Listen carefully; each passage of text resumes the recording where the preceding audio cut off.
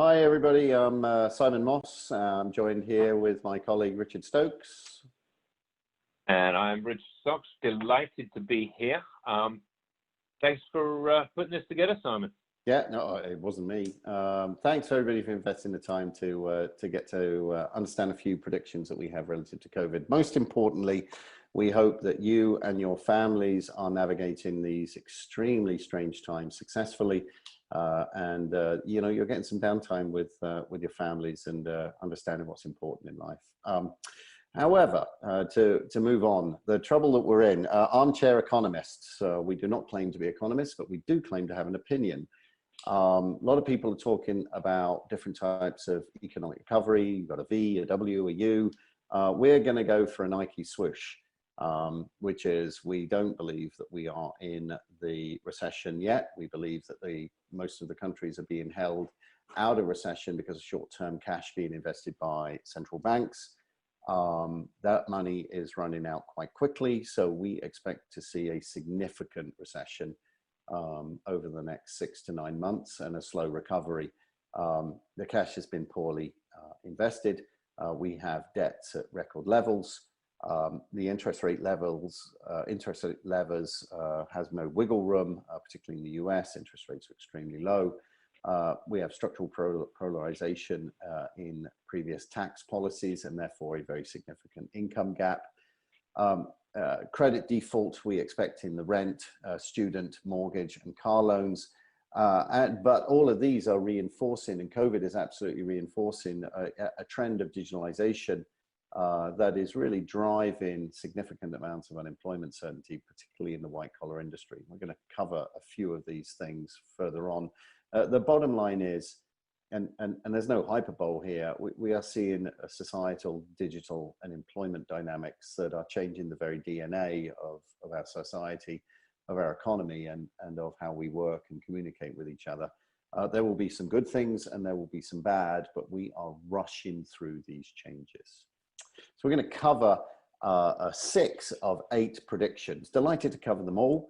But you know, for the sake of time, we've decided to cover specifically 6. They're broken into 4 categories.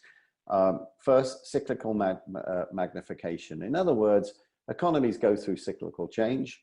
The COVID crisis that we have at the moment is magnifying a couple of those changes. COVID is also accelerating some of these changes and bringing them on quicker. It is creating new challenges. We are going to cover financial crime, but also we're fascinated by what Goldman Sachs has been talking about from resiliency perspective. And there are also new opportunities. We are seeing a whole new paradigm, a whole new change in customer relationship, in patient relationship, in the digital healthcare relationship that is changing the way HIPAA is actually regulating data, as well as AI finally getting out of the lab. In natural language processing, in robotic process automation, in discovery of unknown unknowns, and finally beginning to prove the value that it's always promised. So there are some in here where we're talking about the work from home, driving productivity, driving changes in commercial and urban real estate, in reducing paper-based assets like corporate actions, but most specifically checks.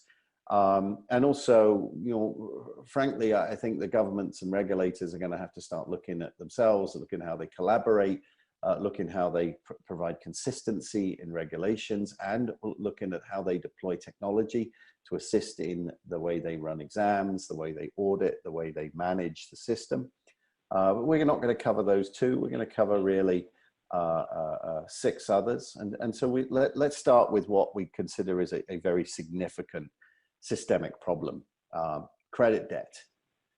Credit debt and the contagion of default into a liquidity crisis. Do we have the same as 2009? Yeah, we do, and no, we don't.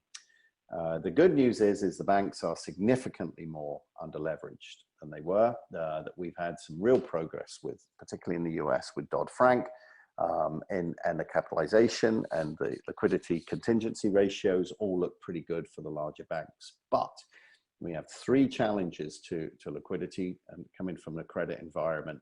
Number 1, these things called collateral loan obligations. Now, that is not a collateral debt obligation, which were the mortgage issues that created the havoc in 2008, 2009. These are loan obligations that corporations have. And frankly, it is the CLO market that has driven the economy and the growth of the economy, and the amount of corporate debt that has been created has driven the growth of the economy over the last 10 years. Suffice to say, as significant parts of the economy, travel, airlines, hospitality, in-person entertainment, retail, begins to get some real structural challenges, existential challenges, these CLOs are going to start getting called in. A couple of examples: AMC, the movie theater company in the US, has over $2 billion of debt. Wow. In 224 CLOs. Party City, it's an entertainment business in the US, is over 719. And those two numbers, 719 million, those two numbers were before social distancing, before the close down of COVID. And so we really are facing some really interesting challenge around how CLOs, and certainly from what we understand, about 30 of the globally systemic banks have at least 60% of their capital exposed to CLOs, and several small, medium-sized banks in the US have over 100%. Now, add on to that, wow. Yep. A significant amount of credit exposure on the retail, consumer, and small business side of things, and throw onto that even the amount of stimulus that has been thrown in and the responsibility, and we're still yet to understand who's responsible for stimulus fraud. And we really have three significant challenges that are going to be driving the banks. They are in a way better position than they were. The smaller banks are significantly more exposed than the larger banks this time around, and certainly Citi, Wells Fargo, JP Morgan, from what we understand, have put aside about $80 billion in expected loan default. Massive amounts of money. Really gearing themselves up well and being very prudent. But these CLOs are a significant exposure, and therefore the exposure is much broader and much deeper across multiple industries. We have to look at the airlines, we have to look at the travel industry, and the amount of exposures and the amount of debt that those firms have. The problem is that we actually don't understand this risk. The problem is there's no historical precedent. So a lot of it is guesswork. So the way to solve this is to be able to get as much data as possible, as real time as possible, and begin to understand the trajectory of customer behavior in real time. So you can begin to accurately predict volatility, asset class, and customer exposure from a credit perspective, and the causal relationship between credit default and liquidity. And that's something that we're doing a lot with our customers, being able to run a short-term project, bring in huge amounts of data in, and being able to say, this was customer behavior pre-COVID, this is the trajectory of customer behavior at the moment during COVID, and this is what we expect. At what point do we return to the mean? And the fundamental conclusion with all these projects is, we do not return to the mean. There is a new normal coming in the way that we have to manage our customers, and that has a significant impact on risk management decisions, a significant impact in operational productivity and cost, and a significant impact in the way that we run relationships with our customers. Prediction number one, we think we're going to have some liquidity challenges. Number two, so, Richard. Prediction number two is a significant number of white-collar jobs will be displaced with accelerated enterprise digitization. Why is that? Organizational productivity is going through the roof. There's less office time, more working from home, and that's going to add an extra hour to the workday. There's way less travel. The streets are still empty. People are on lockdown. Business continuity failures and rapid enterprise digitization is exposing large amounts of opportunity for automation within traditionally manned processes. We're seeing the removal of those paper-based assets, those checks. We'll see that, and cash. It'll all be the reduction of that will all be accelerated. We will see a great reduction in the overall workforce. In fact, over the next 10 years, one of the CEOs of one of the world's banks has said that he anticipates that his workforce will be 40% smaller by 2030. We are seeing that as a result of this COVID imprisonment, it has re-energized many family lives, that people are starting to reevaluate, Simon, their priorities in their work and life balance. We're seeing high productivity technology and automation. We will see a reduction in the workforce. Now, I think these things are positive things in some cases. And in fact, on the bright side, you might get so used to the new normal, you might have tightened your belt so much that you can now afford to keep one of the breadwinners at home. You haven't met my family. That's not a bad change. Yeah, you haven't met my family. Well, I think, you know, get back on the road. Just to, you know, it is our summary on this that the white collar industry, what is happening at the moment and the accelerated digitalization, the white collar industry is going to go through the same productivity and transformation changes that the white collar industry, that the blue collar industry did in the late 1990s, early 2000s. It will be technology driven. The middle and back office will be impacted quite significantly. The first area of impact will be the offshore organizations. There will be a lot more onshore, and there will be a lot more technology driven, and that will all, and I think it's outstanding that the word is so big, it'll all drive productivity into the enterprise. So, you know, a lot of people say, oh, we're going to get fired. That's not necessarily true. But we're going to have a reallocation of resources and an increase in productivity. But what will happen is variable cost. Offshore consultancy organizations will find it quite problematic over the next decade to maintain their revenue streams. That's for sure. All right. The third prediction is that we are entering, if not in, the golden age, Simon, of financial crime. I know that. Yes, I wish I was a financial criminal. You're in the wrong business, mate. No kidding. So we know there is a continuum that cyber attacks lead to identity theft, which leads to fraud and then into tax evasion. All of these predicate crimes lead to money laundering.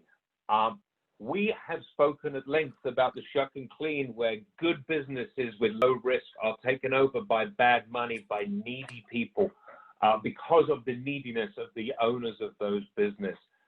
Those businesses are now being used to apply fraudulently for the various different stimulus loans. Those businesses are now shells and vessels for future-based money laundering, and they're already inside the institution. What else is driving the golden age of financial crime? Alternative payment types, the various different cryptocurrencies and anonymized payment capabilities in the marketplace. And much like everyone else, the criminals have had to adapt to this time, this way of working. If you were previously a human trafficker and you used to pick people up at the mall or the airport, and there are now no people at malls and airports, you've had to change your the way that you make your income. So we're seeing those changes. Why is this? There's billions of dollars sloshing around globally. There's money been pumped into the economy by the governments. It has been ineffectually distributed. It's been poorly managed in rushed, reactive programs that were still having their rules and their governance defined as the money was pouring out the door. As a result of the inability to scale to the investigative sizes that they need, we've introduced a massive amount of arbitrary cutoffs. If you're a smart criminal, and you know that these criminals are smart, they're going to have borrowed money under what they think lawmakers have come in looking for. And the reality is what we're using is technology that is too old, that is looking for these old crimes. Simon, you used the phrase that you love to say, technology of yesterday looking at on crimes from the 80s and 90s, right? You are butchering that phrase. Go and say it. No, it's technology built in the 2000s, looking for behaviors from the 1980s and 1990s. I know it's your favorite. But we've all got to be honest with each other. We're buying transaction monitoring systems that find very, very little. And what they do find is usually the idiots in the market. And so the opportunists. We are being completely outmaneuvered. And it is imperative that if we are going to stop this, that we as technologists, we as bankers, and we as a system get together and solve this issue, because it is out of control. And it doesn't matter how much you spend on Actimize and on Oracle Mantis and on FISO Net Economy, you're catching nothing. That's exactly right. And the last point I was making there is that the government really don't have the system to handle this. So they kind of forced the banks to do it. The banks had to issue the loans. The banks have to do the due diligence. The banks have to do the monitoring. So what is the impact of all of this? It's a hell of a picture. Thank you very much. I picked it because of its impact. They said, make good presentations exciting with good imagery. My first prediction here is that I'm predicting that we need risk mitigated agility.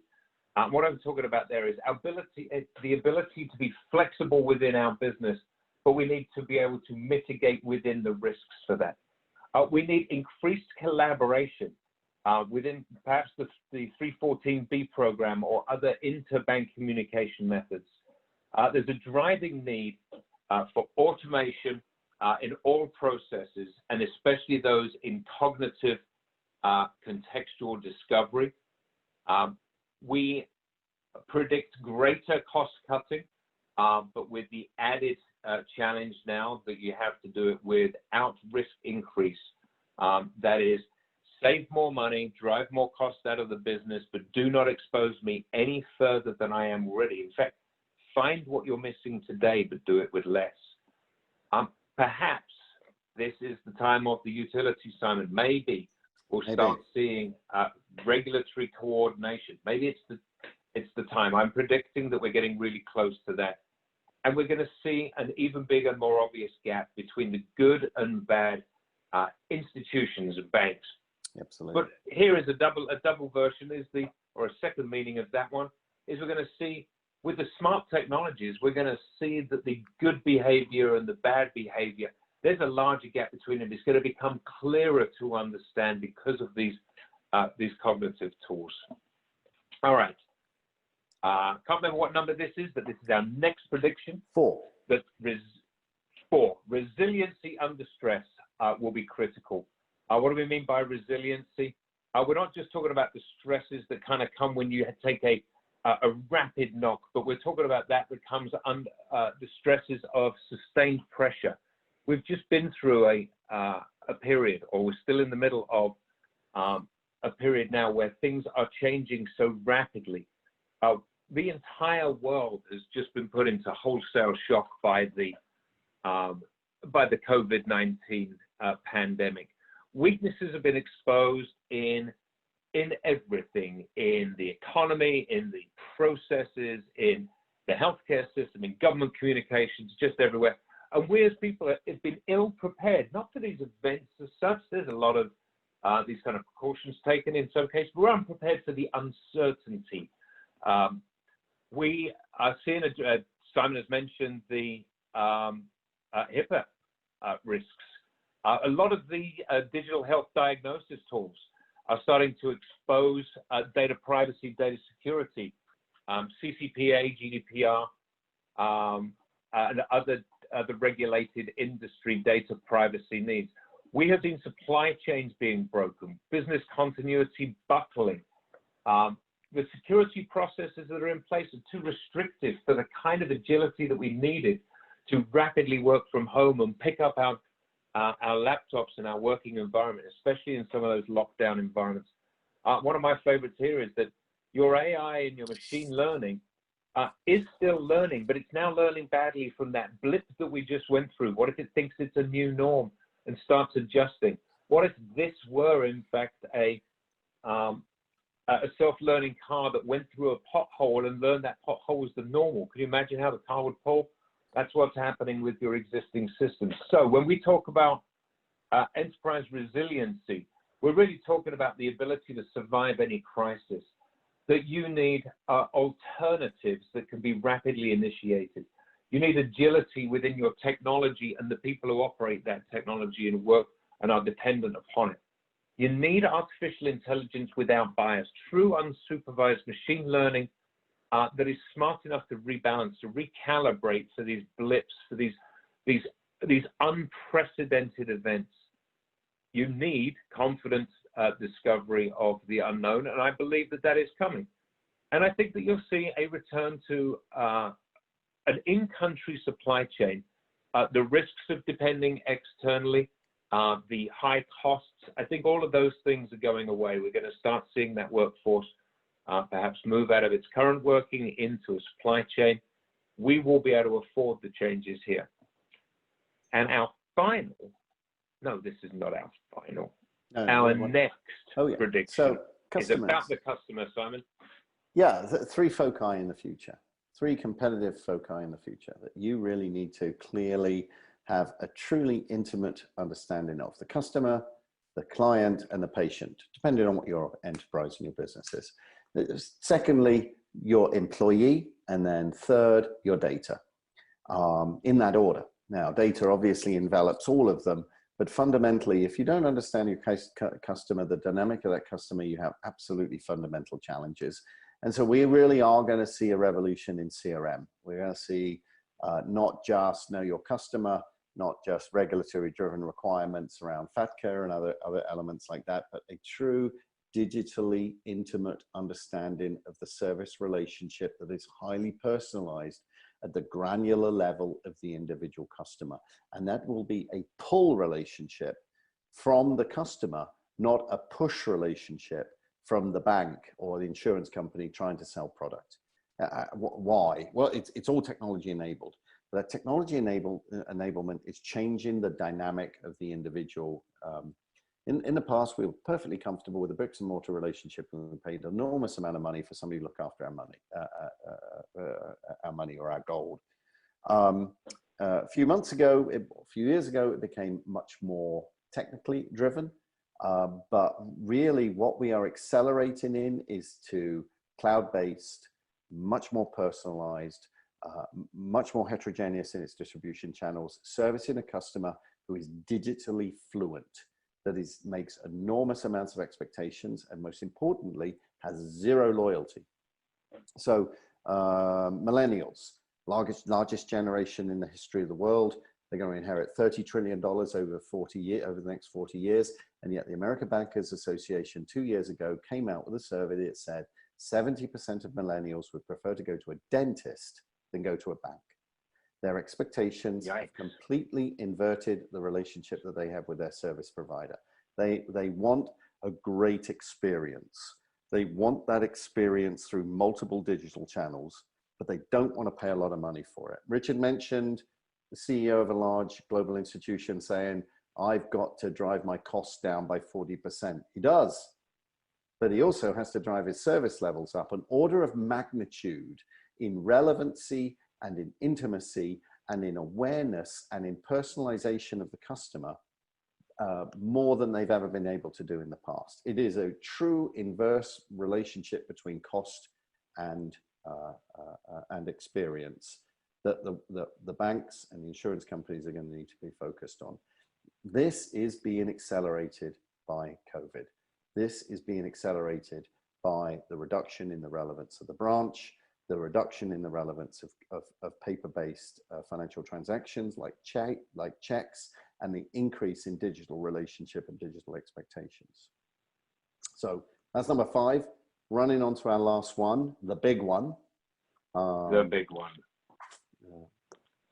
This is where, Simon, the fledgling AI gets kicked out of the nest. AI leaves the lab and joins the enterprise. It puts on its big boy pants. And why is that?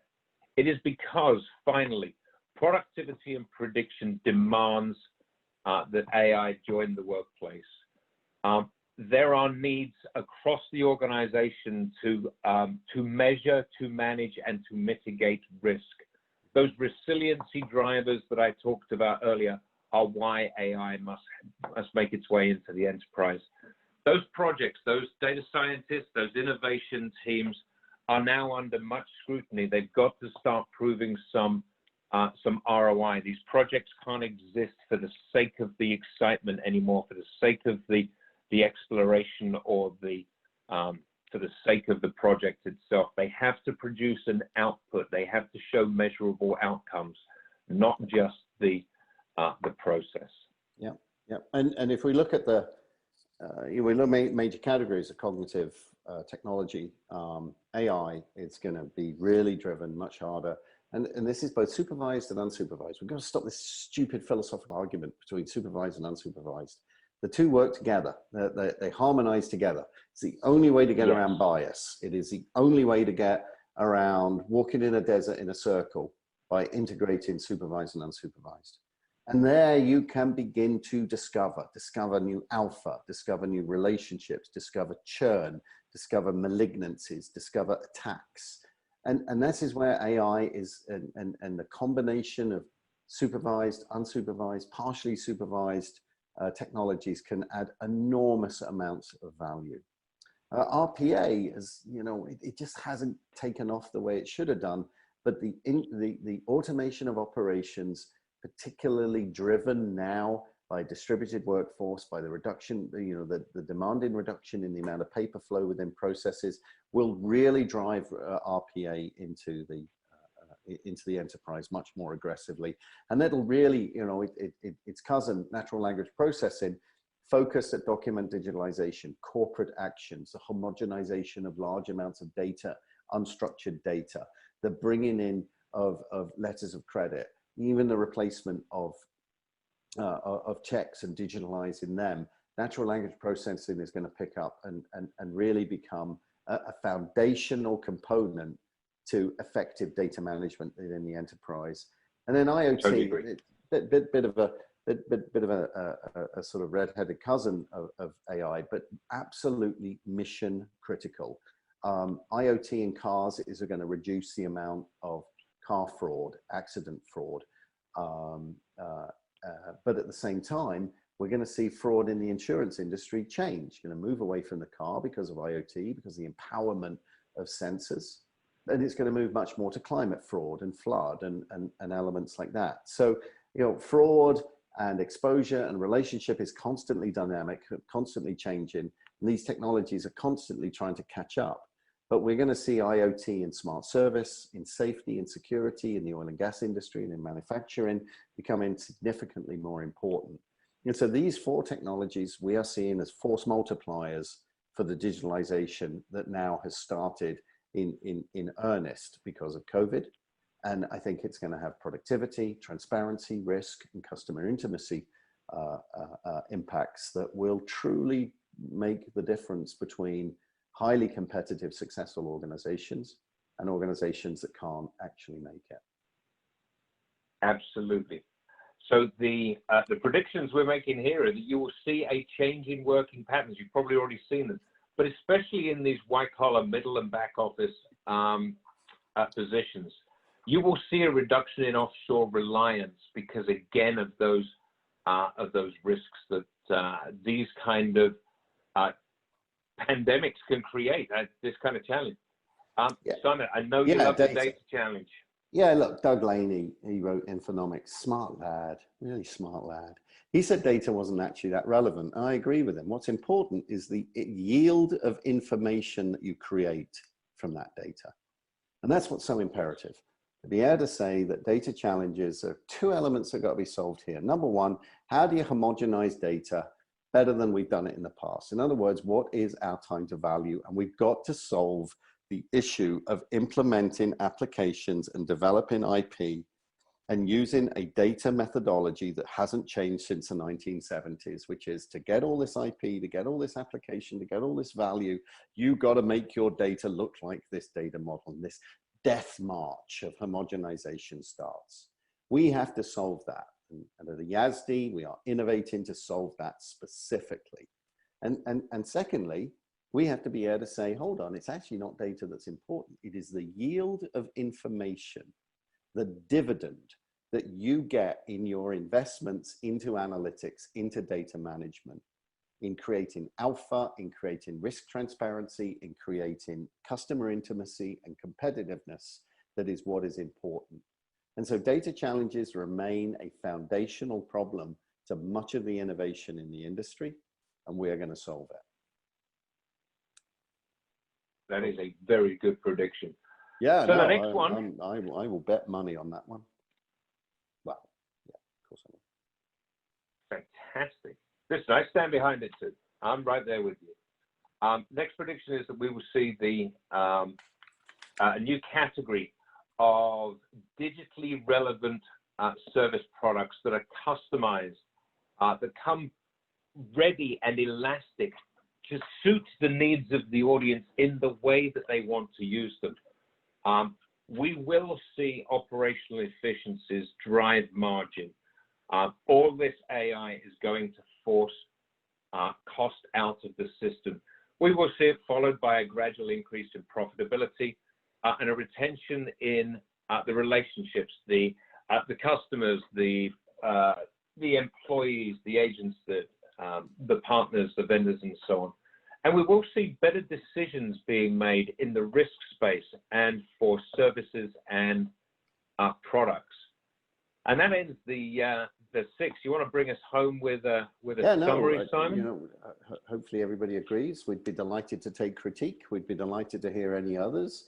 But you know what COVID is just mad times that we're in, and it is magnifying challenges that we've always had. It is accelerating challenges and changes in our economy and in our work and in our technology. It is applying brand new challenges, and we have to take this whole new wave of financial crime incredibly seriously. And it is at the same time creating new opportunities to generate, you know, a true understanding and true proactivity in understanding our customer, and doing it in a way that allows us to predict our customer and be ahead of the problems or of the churn or of the opportunities or of the wallet share that they didn't know that they had. So retention. So much for investing all the time. Oh yeah, what was that? I was just saying, I mean, in that kind of, in a summary, we're looking at things like risk and retention and reward. You're giving something away that we're going to cover in another. We're not going to. No, that's top secret. So with that said, 32 minutes. Thanks so much for investing the time to listen to us babble. We would be delighted to take any questions and critique. We you know, as we said, it's as much guesswork from us as it is from everybody. But we hope this flag in the ground gives you some perspective. Gives you some thought. What do you think we got right? What do you think we got wrong? Yeah, exactly. Great. Thanks so much. Oh, hi. Hey, everybody. All right. So that was our main content, and we've had some questions come in that we can answer now. Question number 1: do you have any statistics that prove this golden age of crime?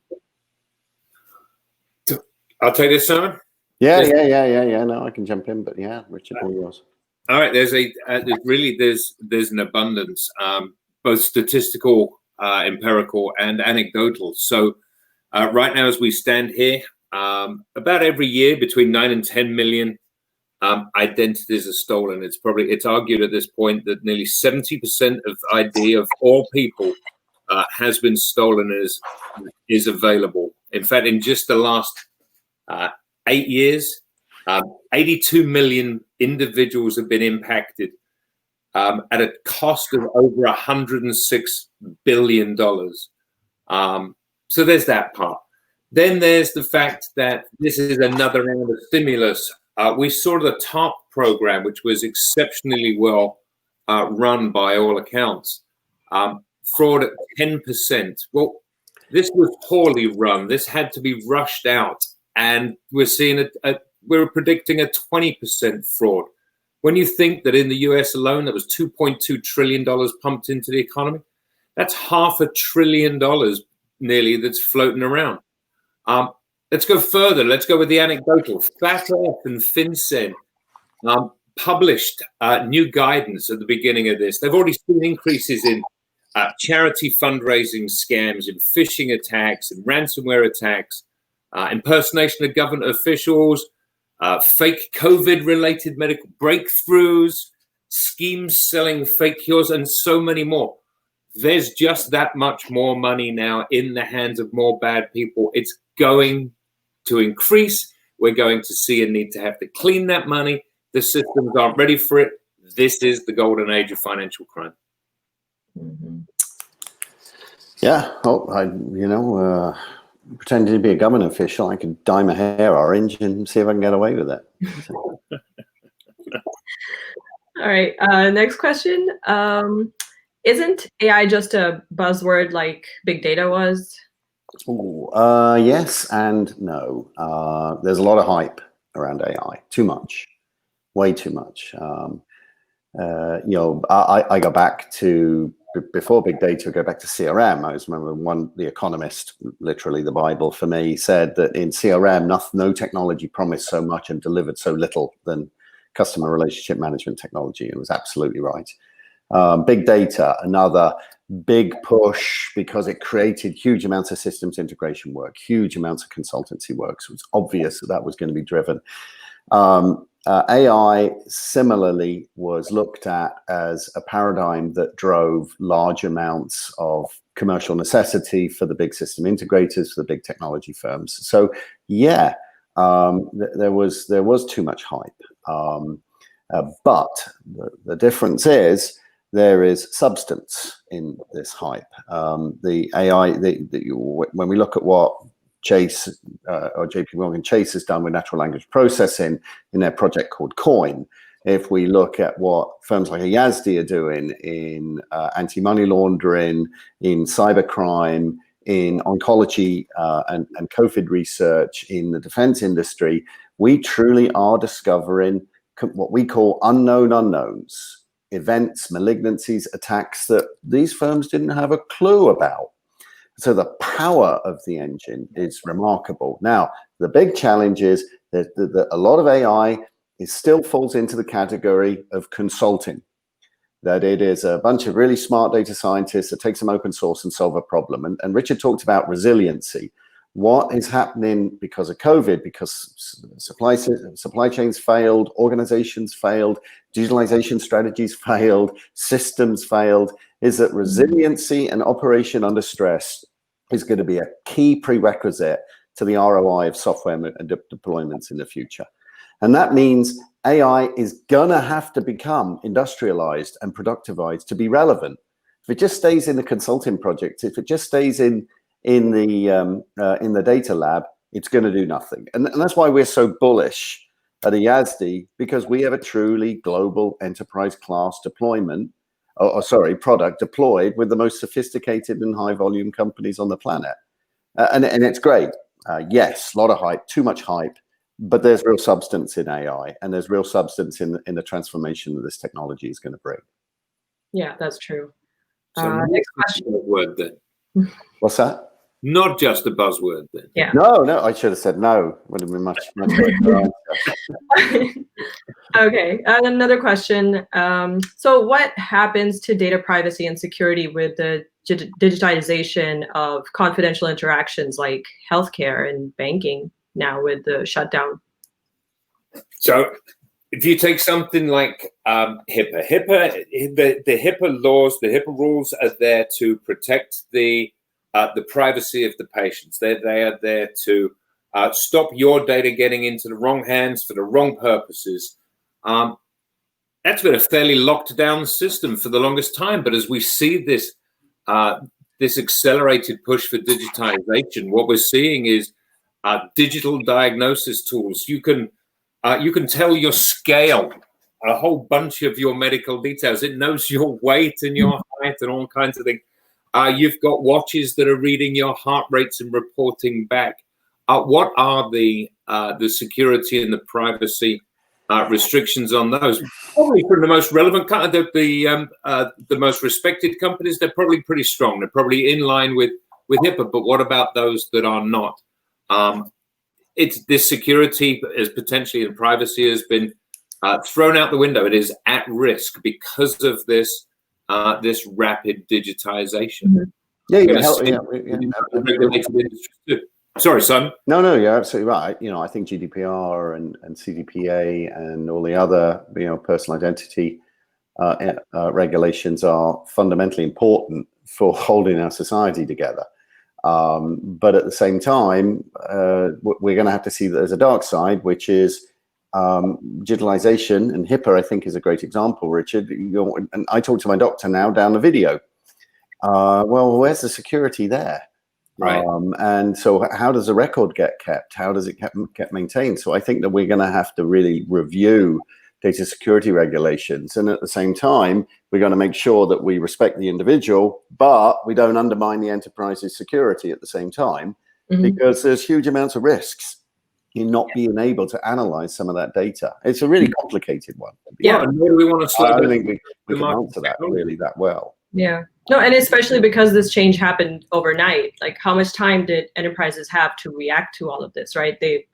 Healthcare couldn't shut down, banking couldn't shut down, but they had to adapt overnight, and they had to keep serving their customers. Yeah. And local security is way less than inside the firewall on-premise security. We're going to have to unravel this a bit. Yeah. Connects back to Richard's comment about financial crime, identity theft, network incursion, cybercrime, all supercharged. Yeah. Well, there's another related question to that, just in a matter of time. How will this is your fault? You're babbling too much. Richard. How will stimulus fraud affect AML for the next decade? It's an interesting one. Well, we have a different Bright Talk for that. Okay. Why don't we, whoever asked that question, we should point you to another Bright Talk where Richard and I actually babble about, it's not babble, it's actually really insightful and incredibly bright observations about the correlation between stimulus fraud and AML. But Richard, you talked about chuck and clean. I think that's the big one. That AML is good. Absolutely. Yeah, and let's just in this one, let's just say, good industries with low risk scores being taken over by bad people for bad purposes, mixing bad money with good money, hiding and obfuscating within the existing banking system. We're going to see a lot of exploitation of that, utilization of data quality issues and shell companies to hide the ultimate beneficial ownership. All of this plays into that stimulus fraud story. But do go to that other Bright Talks at 25 minutes and we really go through specific examples on that correlation. It's a good question and worthwhile more exploration. Okay, and another one. So how are CLOs going to be reconciled now post-COVID? Oh, CLOs. Well, CLOs are about $2.2 trillion. So we talked about CDOs, the mortgage crisis. Well, CLOs is twice that. That's the magnitude of the problem that we have. Anybody's interested in reading this, there's a great Forbes writer, Maya Rodriguez, I think her name is, and she writes about this stuff all the time. It's really, really insightful, really interesting read about the CLO market. So to answer your question, three things. And number one, we need to understand the industries. Most CLO firms, no problem at all. Everything's fine. We wouldn't be concerned about that. But what we have to do is we have to look at certain industries that are under significant stress and understand the CLO exposure within that. So that's point number one. Hospitality, entertainment, airlines, travel, tourism. These are all very, very significant components of a bank's portfolio and customer base and have significant CLO exposure. I used AMC and Party City as an example. Second, you've got to get a common metric in place. There are a lot of very clever accounting processes that actually deflate leverage to allow CLOs to look more appealing. We really need some better mathematics in saying what is a consistent metric that we should have in there. And then lastly, most importantly, we've actually got to understand the trajectory of these firms. And so, we talk about our use case, which is let's get some analytical engine in there to be able to look at the trajectory of the behaviors, to be able to look at the trajectory of the cash flow, and be able to understand, are these firms about to go off a cliff? Mm-hmm. And that predictive characteristic in applying into credit risk, and by causality, the contagion into liquidity exposure is. Simon froze. Oh, yeah. Come to that. Oh, have I frozen? You did. Yeah. I'm sorry about that. Bruce, did you hear my point? we lost the last part. Well, that third part, which is understanding that trajectory, is what is missing. So that's how I tackle this thing. Focus on the industries, get a common metric, and start getting some predictive fidelity into the future. And then, frankly, they get classic relationship management at that point, start unraveling the risk. Yeah. All right. So last question. We will answer all of them offline, but here's our last question for today. So AI, is it enterprise ready? How about this, Simon? Non-babbling. Yes, emphatically from some vendors, not all. Yes, absolutely. So, there are three categories of AI at the moment. There's a bunch of consultants who are saying we do AI. There's a bunch of software companies that have a really clever, beautiful, well-articulated UI on top of some open source, which look great in labs. And then you've got real, true enterprise class ready software. If we were to look at that as an expression of percentage, 75% of that is consultancies. Another 15% of that is small companies driving into the market with UI, and 10% of that is true enterprise class software. Ayasdi is in that category. There are a couple of other companies in there as well. I'm not going to tell you who they are because I don't think that's very fair to us, but we respect them a great deal. And they're taking the market seriously. So yeah, it is absolutely ready for the market.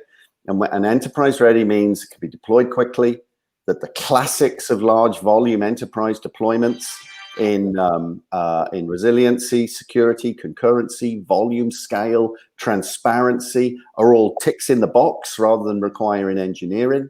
And fundamentally, the ability to realize value, demonstrable material value quickly, is already in place. So yes. Literally sick. Yeah. All right. Well, with that, I think we're going to end it for today. Really insightful talk, guys. I thoroughly enjoyed it, and I hope our viewers feel the same. We're going to try to keep this hard work. Yeah, we're going to keep going. We'll bring you something new and exciting in another few weeks. So look out for that. And thank you for joining again. Thanks, everybody. Thanks, Bye. Thanks, Bye. everybody. Cheers, Rich.